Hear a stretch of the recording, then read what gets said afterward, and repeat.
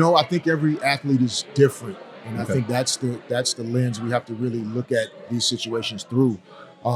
Historically, we were able to use a very similar cookie cutter approach to just coaching everybody, Right, teaching right. everybody the same way. And Everyone had to fit in the coach's model. yes, and I think we have to. It doesn't mean the players run things, but it means taking the time, being intentional about understanding who your player is, Yeah. what strengths and weaknesses they have. Are there other things outside of basketball that may be impacting their ability to be successful on the court? Some of that could be mental, emotional, psychological, spiritual. And if you don't buy into that and appreciate that part of who the young man or young lady is, Right. then you're not helping them realize their fullest potential.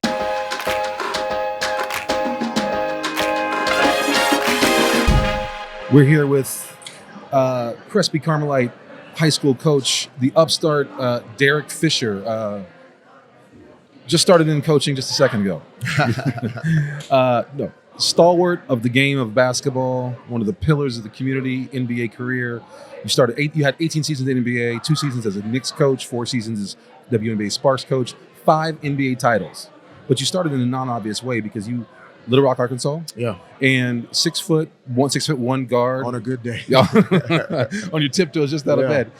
You went to University of Arkansas Little Rock, correct? Yes, sir. Where you had an all-time free throw record. You Mhm. that still holds today. But other than that, it's not necessarily considered a farm system for NBA players. Right. So you come out of there. You are 24th in '96. You Yes. draft 24th in 1996 draft. That's amazing. Man. At what point did you know you could play and stay in the NBA? Because there's some not at a glance, you weren't the traditional NBA Yeah. player. Yeah, no, I think it's a phenomenal question. I mean, that my entire journey is probably based around that question and the mindset that I don't know if I ever really took a day off assuming that I was going to or supposed to be here. Is that right? Yeah, You always had like not just a chip on your shoulder, but is in a uninflected or non-inflected way, an insecurity about things that kept you driving. Yeah, I think I spent my entire young life, wanting validation from my dad, from my coaches, What- that approval. You were you an only child, siblings? No, middle child, older brother, younger sister, Okay. and How far apart were your sisters and brother? Sister and brother. my older brother, he's my half brother, about 10 years, Okay. and then my sister about 2.5 years younger than me. So you get into the psychology of it all. That drive to have that validation from your parent, your coaches. Who's this? Oh, gee, Catino Mobley. Come on in, Catino. Come on, say hi. What's up, man? Listen, one of the best coaches out there, I'm telling you right now. I'm actually about to come. I got to come over to your practice. Please Because, do. I just started coaching my son. Oh, let's So I talk got then. some schemes. Yes, talk. He's Please. a big guard. All So right. we need a little bit of that triangle. Yes, sir. You know that I triangle? got you. Catino will get you in here in a bit. All right, brother. What's up, Miles? That was your son, Miles? Yes. Okay. So back to when you first entered the NBA, you have this. Well, let's get back to the emotional drive of it Yeah. all. You're seeking out approval from your father, from your coaches. Is that what drove you the whole time? Yeah, it drove me to not want to make mistakes, sometimes in a bad way. But What do you mean also, by that? Because you as a fan, as a student of the game now, you've always been known as a very contained, disciplined, cerebral player, hard worker. I think that's where that came from, though, of Right. like not wanting the coach to have to call my name Right. in a negative way, Yeah. right? So understand the game plan, know the tendencies of the opponent, Yeah. understand what we're trying to get accomplished in this offensive possession, understand time, score, situation, so that I could handle positively every basketball situation I was in, so the coach wouldn't have to yell at me. That was in high school, even junior high school. Yes. As a little aside, I'm running a little informal, I'm informal study, which is, do you think, I'm asking all point guards, do you think point guards are predisposed to be the best coaches because you're effectively the floor general, the coach's extension on the court? I think to some degree there is, I don't want to say the best coaches predisposed, but I do think there's a more nuanced understanding of the game because you're required to know all the positions. Yeah. So regardless of what your responsibility is, you're supposed to know what everybody's responsibility Not just is. know it, but understand how to facilitate, orchestrate. Yes, how to help them if they're struggling with something. And Yeah. so that deeper understanding of the game from every position, I think it helps then when you're in leadership or coaching situations, you've seen the game that way for a really long time. So when you are in college, was there a point where you thought, I'm going to the pros and I'm going to be able to play and stay? Or was it when you were drafted, or was it year 2? When did you settle into the fact that you were a pro basketball player? Not just made the pros. Yeah, no, I would say probably year 5, like when we won our second championship in 2001. Not your first, against my beloved Pacers. I was at that game. Yeah, no, the second one. Because the first one, I came off the bench behind one of the most respected basketball players of all time, in Ron Harper. So, and let's talk a little bit about that, because Phil Jackson comes in. He's known for his penchant for bigger guards. Yeah. You're 6'1", quote unquote undersized guard. You had to work on your left-handed game. You had to work on your shot specifically. Yes. To make yourself viable or valuable to the team. Yeah, had to continue to become a better catch and shoot player in the triangle offense. That catch and shoot came back later in the Spurs game. We can talk about that later. But so that work ethic, that first year or two when you knew Harp was above you. Yeah, he's a great player. That you didn't feel comfortable, safe then. No, I think all my years in the league, I just always felt like every practice, every game, I had to earn everything. And that, to my parents' credit, it's also because my life experiences were that way. Did you have good modeling, your mom and dad, about hard work ethic? Yes. Who from more, mom or dad? Honestly, equally both. I think they were in different situations at different phases in their lives, but both parents worked really hard, worked jobs. Sometimes had to work the night shift. Sometimes had to work 2 jobs. What were they doing? What kind of jobs? My mom was in banking. She worked at Worthen Bank, which became Nations Bank, which became B of A. Okay. My dad worked at the U.S. Postal Service for a really long time, military reserve. That military work ethic. Yeah. So all of those things, just growing up, learning to appreciate how important working hard at something is. And then I think my dad really emphasized delayed gratification. Talk more about that. And so delayed gratification, from my perspective, is the ability to work hard at something, put time in, and be able to go through it for a while without expecting gratification or a reward or an award for it in the short term. So the ability to delay that a month, 2 months, 6 months, a whole season until you win the championship, there is nothing to be happy or gratified about per se. When did you learn that? Were you predisposed to that because you just saw it as a baby? Were you DNA built that way? Like, when did you learn that idea? Well, I think culturally, the world that we were growing up in and experiencing at that time, it was, win at all costs. Nothing else mattered. We didn't appreciate mental health and wellness and other things that impact athletes today that now we understand. So it can't just be go, go, go, go, go. Basketball, winning is the only thing that matters. But when we were growing up, it was that way. And so, old school, for better and for worse? For better and for worse. Do you think that the embracing of mental health, the idea that it's a more global or universal understanding of the athlete, does that make athletes softer, harder? Is it just different? Are they as hard as they were before, but they also are more well-rounded, more educated? What does that do? I think every athlete is different. And I think that's the lens we have to really look at these situations through. Historically, we were able to use a very similar cookie cutter approach to just coaching everybody, teaching everybody the same way.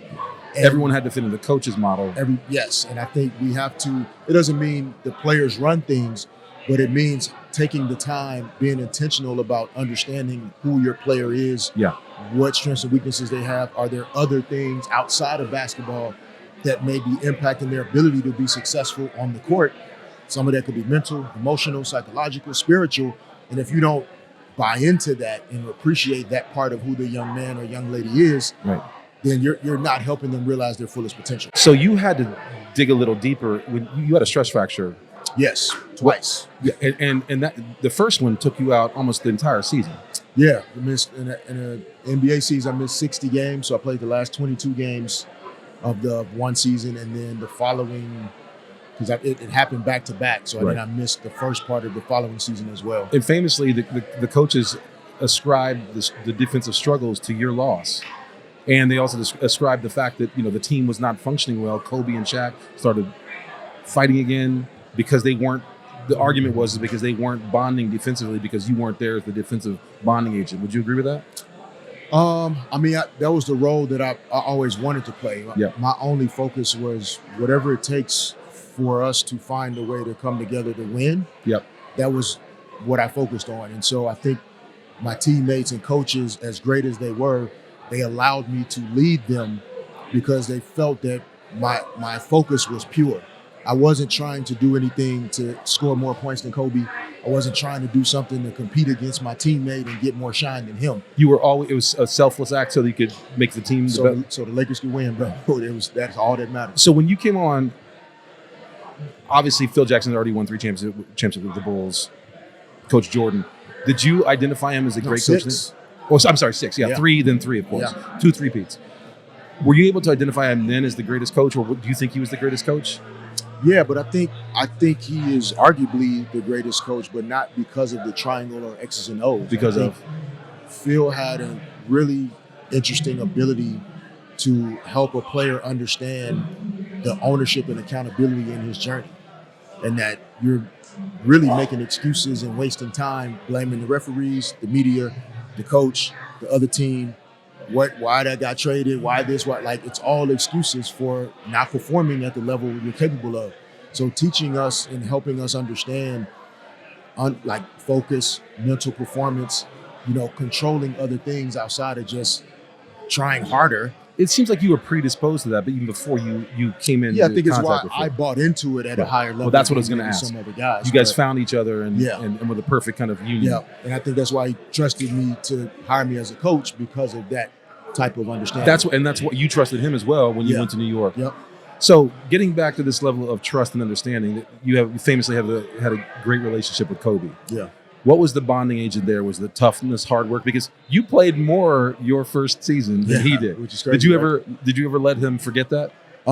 Yeah, I never rubbed that in his face at all, man. I it's hard to not be where you feel like you're capable of being. So I never really made him feel bad about it. Well, he was also positionless, right? Like they were trying at to that figure time, out. At that time, he Yeah. really was. And then in the playoffs, he ended up kind of taking my minutes as the backup point guard. Yep. During the Because Pacers series specifically. In the Utah Jazz series, Oh, I our see. rookie year. Got it. Yeah. Because it was like, we got to find a way to get this guy some minutes, Yeah. regardless of what the position is. So my minutes were the ones to take. I think that was the right decision. Did you feel a tension around that? I mean, to the point, like proving this point No, before?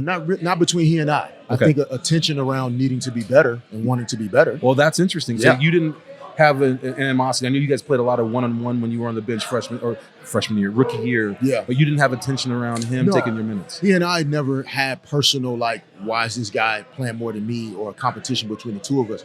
I think our relationship was grounded and based in a work and an appreciation for how hard you have to work to be great. Competitive spirit. Competitive spirit. I think he could see that I was willing to do anything it would take to win. That insane obsession with winning and being the best. And that's what you noticed, that not necessarily in the court. You noticed that in a one-on-one game at 9:00 at night on Tuesday Yeah. when you're in Indiana Every on a day. road trip or that kind of thing. Every day. And I think that's where we connected, and then our relationship was built on that. Were there a couple moments outside of the court where you felt like that was forged, or was it mostly on the court in practice battles? I mean, where- it was on the court, but we would talk on the plane. Our seats on the bus, our team bus, as well as on the team plane, we were one in front of another. Was that by So, design? Was yeah. that okay? We were essentially the captains, and we sat in a place where we could see all of our guys. Yeah. But then it also allowed us to talk in the back of the bus, or where we sat on the plane. It was my seat, Kobe's seat, Phil Jackson's seat. Are you kidding me? So You guys would talk all the time? We would talk on flights. That's a watch triangle film. offense right there. But Yeah, I mean, like, you're- it was nonstop. when you were with them, And then, sorry, my wife was giving me that look. So okay, I'm gonna have you got to in a go. couple minutes. Okay, so rapid fire. You're at Crespi right now. Before we get to Crespi, top 3 things Kobe learned from you or you learned from Kobe. I think I learned more from him than he learned from me. I think one of the things, especially for young athletes now, is like, it doesn't matter what you accomplish, bro. If you're not still working hard, and there's no sense of entitlement to this. And I think that's why we all revere Kobe still to this day, even though he's physically not here, is because we saw that in him. He could have chilled. Yeah. He could have not been in the best shape in the world. He could have not shot the free throws after rupturing his Achilles and still shooting the free throws. He could have before walked off. He could have walked off. So those are the things that I learned from watching him every day, watching him dislocate his finger, walk to the bench, get it popped back in, And go right back in the game. When they said it was so painful, most people would have gone to the. like that idea that like, no, I'm not. I'm gonna be here for my team no matter what. Did you learn that from him, or did you tune to him, or did you tune with him because you brought that in at the same time? Yeah, I think we shared similar approaches in terms of playing through pain. Just not wanting to let our guys down. Yep. I had 8 out of 9 years where I played all 82 games in a row. That's insane. And we just believed in showing up every night. So my last question to you, Crespi, you're here now. What are your hopes for the team? I know you have to go, so thank you for your time. And No, I think for our team and our players, just building a culture, building standards and expectations for. I think that in high school basketball, there's so much basketball now, and it's year round, and some of the club team elements are blending into our school environments.